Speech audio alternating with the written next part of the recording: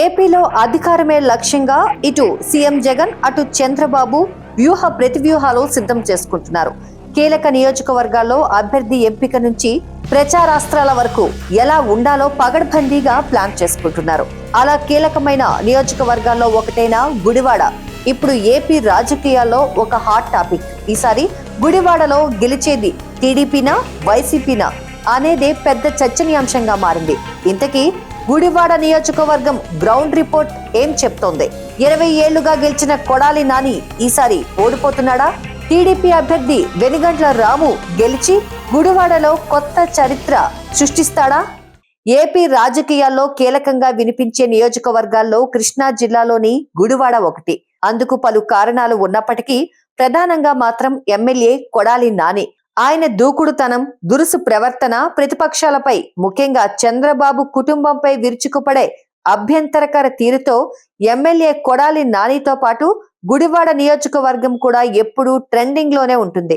నిజానికి కొడాలి నాని తెలుగుదేశం పార్టీ నుంచే తొలిసారిగా ఎమ్మెల్యేగా గెలిచినప్పటికీ ఆ తర్వాత కాలంలో చంద్రబాబుతో ఏర్పడిన విభేదాల కారణంగా ఆయన వైసీపీలో చేరడం, ఆ పార్టీ తరపున 2 సార్లు ఎమ్మెల్యేగా గెలిచి చంద్రబాబుకు సవాల్ విసిరారు. అయితే తనతో విభేదించి ప్రత్యర్థి పార్టీలోకి వెళ్లిన కొడాలి నానిని ఎలాగైనా ఓడించాలని కసితో ఉండే టీడీపీ ఈసారి ఎన్ఆర్ఐ అయిన వెనిగండ్ల రామును గుడివాడ పోటీలో నిలుపబోతుంది.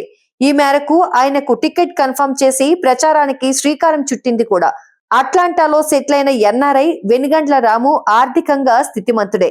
రాజకీయాలపై మక్కువతో గుడివాడ నియోజకవర్గం తెలుగుదేశం సభ్యుడిగా సీటు సంపాదించగలిగాడు.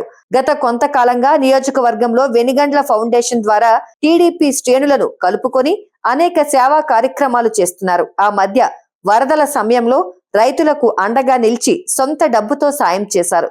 ఉచిత మెగా వైద్య శిబిరాలు ఏర్పాటు చేశారు. అన్నా క్యాంటీన్ల ద్వారా అన్నదానం, నిరుద్యోగుల కోసం ఉద్యోగ మేళాలు, రైతు భరోసా, ఆపదలో ఉన్నవారికి ఆర్థిక సహాయం అందించడం వంటి కార్యక్రమాలతో ప్రజలకు చేరువయ్యారు.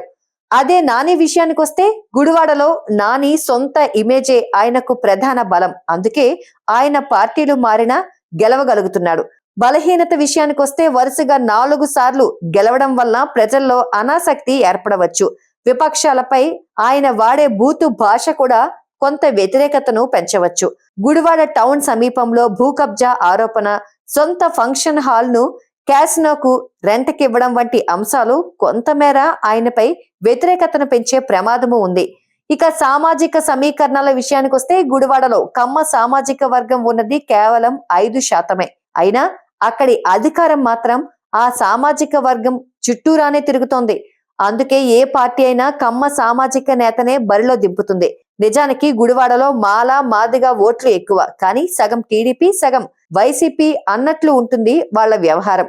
ఇక కాపు, యాదవ్, రెడ్డి మైనార్టీలు కూడా 1 సైడెడ్ లేవని, సామాజిక వర్గం కంటే నాయకుడిని ఎక్కువగా ప్రేమిస్తారని, అందుకే వరుసగా 4 సార్లు నాని గెలవగలిగాడని పలువురు రాజకీయ విశ్లేషకులు చెబుతుంటారు. అందుకే రాబోయే ఎన్నికల్లో కూడా నానిదే విజయం అని నమ్మకంగా చెప్పలేం. అలా అని రాము ఓడిపోతాడని గ్యారంటీ ఇవ్వలేం. మా వీడియో మీకు నచ్చినట్టయితే లైక్ చేయండి, షేర్ చేయండి.